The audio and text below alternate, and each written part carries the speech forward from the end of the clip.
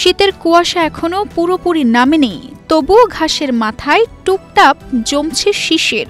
ঠিক সেই সময় ছিটকা পথে দেখা যায় গাছিদের ছুটে চলা। কাঁধে দা, হাতে দড়ি, কোমরে ঝুলছে মাটির চার। মনে হয় যেন এক অঘোষিত উৎসবের ডাক পেয়েছে সবাই। এমন দৃশ্য দেখা যায় মানিকগঞ্জের মেঠো পথে।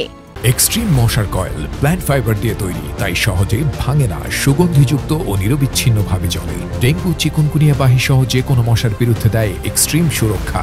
শীতের আমেজে গাছিরা খেজুর গাছগুলোর মাথায় চাক বসিয়ে রস সংগ্রহের প্রস্তুতি নিচ্ছেন। হরিরামপুর উপজেলার ঝিটকা এলাকার হাজারি এবং লাল গুড় দেশ জুড়ে যার সুনাম। তবে এবারের মৌসুমে আবহাওয়া এখনো পুরোপুরি অনুকূলে না আসায় গুড় তৈরির কাজ এখনো শুরু হয়নি। তারপরও আশাবাদী গাছিরা। তারা বলছেন এখনো গাছ কাটার কাজ চলছে, আর 10 থেকে 15 দিনের মধ্যেই শুরু হবে রস সংগ্রহ।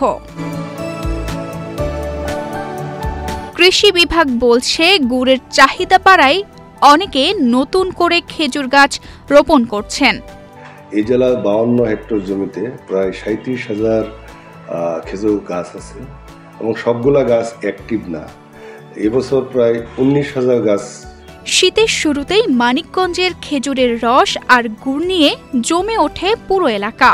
তবে আবহাওয়া অনিশ্চয়তা গাছিদের কাজে দেরি করালেও তারা বলছেন আগামী 2 সপ্তাহের মধ্যেই শুরু হবে মৌসুমের আসল ব্যস্ততা।